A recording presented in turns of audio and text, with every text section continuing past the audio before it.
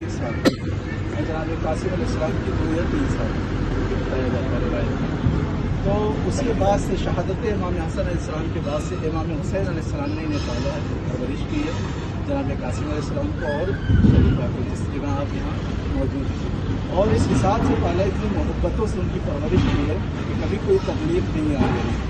اور اس کی دلیل یہ ہے کیونکہ امام حسن نے جناب قاسم علیہ السلام کے بازو کی تعویذ باندھی تھی، نکاح کی باندھی تھی کہ اگر کوئی پریشانی ہو، کوئی مشکل ہو تو اس تعویذ کو کھولنا۔ اور جناب قاسم نے کب کھولی؟ کربلا میں جا کے کھولی۔ یعنی اتنے دنوں تک امام حسین نے اتنی محبتوں سے پرورش کی کہ انہیں ضرورت نہیں پڑی تعویذ کھولنے کی، اور ساتھ میں جناب شریفہ کی بھی پرورش کی۔ اور کربلا میں بھی یہ بیوی موجود رہتی ہے، اور ان کی عمر تقریباً بتائی جاتی ہے کہ کربلا میں ان کی عمر 10 سال کی تھی، اس بیوی کی عمر۔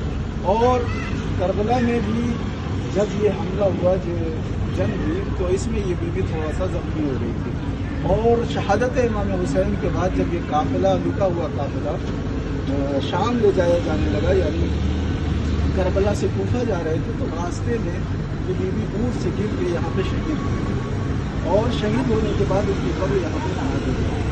اور جب ان کی قبر بن گئی تو لوگ جب ان کی قبر پہ آنے لگے، اور ان سے جب لوگوں کو معلوم ہونے لگا کہ یہ امام حسن کی ایک بیٹی ہے، تو اسے مراد امام ملی۔ ایک ایران کا شخص تھا، جب اس کو یہ خبر ملی کہ یہ امام حسن کی بیٹی ہے، تو اس نے منت مانگی کہ میری ایک بیٹی ہے جو ایسی مرض میں مبتلا ہے جس کا کوئی علاج نہیں ہے، ہر جگہ گیا لیکن کوئی علاج نہیں ہے۔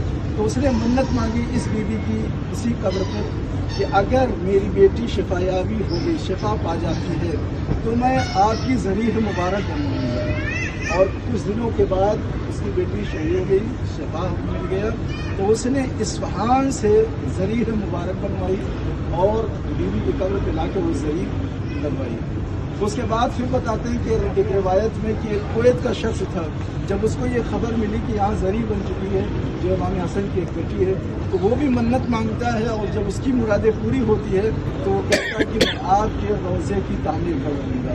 یہ جو آپ تعمیر دیکھ رہے ہیں وہ کویت کا شخص تھا، جب اس کی مرادیں پوری ہوئی تو اس نے یہ تعمیر کی۔ تو اس سے پتہ یہ چلتا ہے کہ یہاں مرادیں پوری ہوتی ہیں، اور ہند اور پاکستان سے زیادہ یہاں عراقی لوگ آتے ہیں، زیادہ تر وہ آتے ہیں، کیونکہ ان کو پتہ ہے کہ ان کی مرادیں یہاں سے پوری ہوتی ہیں۔ اور آپ دیکھیں گے کہ یہاں پر جگہ جگہ پہ جب مرادیں پوری ہو جاتی ہے تو عراقی آ کر اپنے بینر سے لگواتے ہیں، شکریہ ادا کرتے ہیں کہ آپ نے ہماری مرادیں پوری کر دی ہیں۔ تو یہ بیوی وہ ہیں جو ہر کسی کی مرادیں پوری کرتی ہیں، اور خصوصاً جو بیمار ہوتے ہیں ان کے لیے زیادہ یہ مفید ہے۔ اکثریت سے لوگ جو بیمار ہوتے ہیں تو ان کے لیے آپ کے اگر قوم میں محلے میں خاندان میں کوئی بھی بیمار ہے تو ان کے یہاں اس در سے ان کی شفا یابی کے لیے ضرور دعا کریں، انشاءاللہ وہ شفا ہوگی۔ ضرور پڑھیں۔